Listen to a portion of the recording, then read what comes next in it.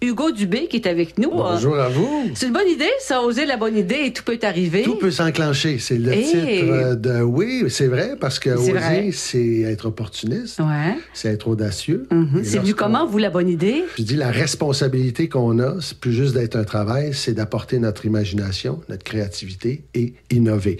Et quand on le fait... Donc, réagir, embarquer dedans, puis trouver vous aussi des nouvelles idées, comment s'adapter, comment... Et vous donnez même une recette, en fait, des étapes aussi, comment y arriver. Oui, des étapes. À un moment donné, le laboratoire créatif, prendre le temps de réfléchir, prendre le temps d'observer, prendre le temps d'être curieux, prendre le temps de douter de ce qu'on entend à la radio, de ce qu'on voit à la télé, de ce qu'on lit dans les journaux et surtout sur les réseaux sociaux, particulièrement lorsqu'une nouvelle vient me chercher au niveau émotif, c'est de gratter un peu, être plus curieux et à un moment donné, se questionner. Est-ce que je fais les choses de la bonne façon? Est-ce que je peux faire les choses d'une autre manière? Est-ce que je peux m'associer avec un concurrent pour voir où les choses vont aller? Parce que le but, c'est de grandir, progresser, évoluer. Et ceci étant dit, je suis pas un coach de vie.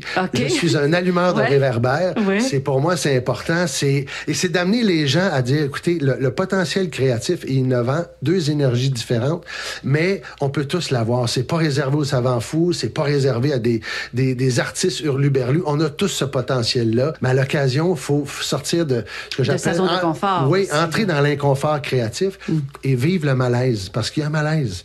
Et pendant la conférence, je l'explique, je lui ai donné un nom pour que les gens puissent dire, ah, c'est ça qui se passe, et s'habituer tranquillement, pas vite, à aller dans cet inconfort créatif et revenir. Le but, c'est pas de casser en deux, c'est pas de faire un burn-out, c'est de tout d'un coup réaliser que lorsque tu sors de ta zone de confort, tu meurs pas. Oui. Et vous dites aussi qu'il faut, dans les étapes, entre autres, la tranquillité. À un moment donné, on arrête tout, on se concentre sur nous, il faut un espace de tranquillité. Ça ressemble à quoi, un espace de tranquillité? Écoutez, on se débranche?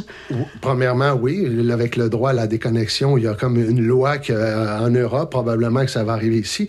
C'est de prendre le temps d'observer, de réfléchir, mais pour ce faire, c'est d'être ici, maintenant.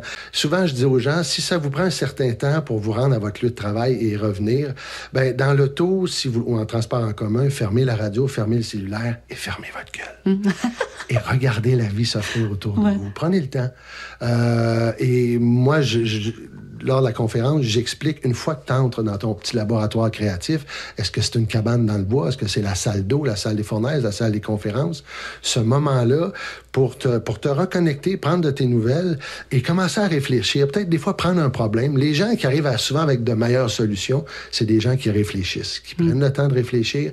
Les meilleurs brainstorming ou tempêtes d'idées, c'est si tu as fait un travail chez toi et là, tu arrives avec une meilleure capacité de te challenger. Le déboratoire est important. Moi, je pense sincèrement qu'on vit actuellement une période, entre guillemets, de tension créative et innovante parce que il y a un nouveau droit qui vient d'apparaître et je pense que les juristes vont être obligés de se poser la question. C'est quoi? Le droit de ne pas être choqué ou offusqué. Et dans la création, l'innovation et tout ce qui se passe entre les deux, il y a l'occasion, des fois, je peux être surpris, je peux être choqué. Le débat oratoire, d'accepter d'inviter des gens dont le point de vue peut complètement dire, voyons, ça se peut pas penser comme ça. Mais il faut heurter, là. Oui, mais il faut qu'il y ait ce débat oratoire-là, sinon ça devient souterrain et c'est là que ça devient dangereux. Ce soir, donc, je vois que vous écoutez parler, là, le temps file pas à peu près, là. Merci beaucoup, Hugo Dubé. Ça me fait plaisir. Merci, au revoir. Merci.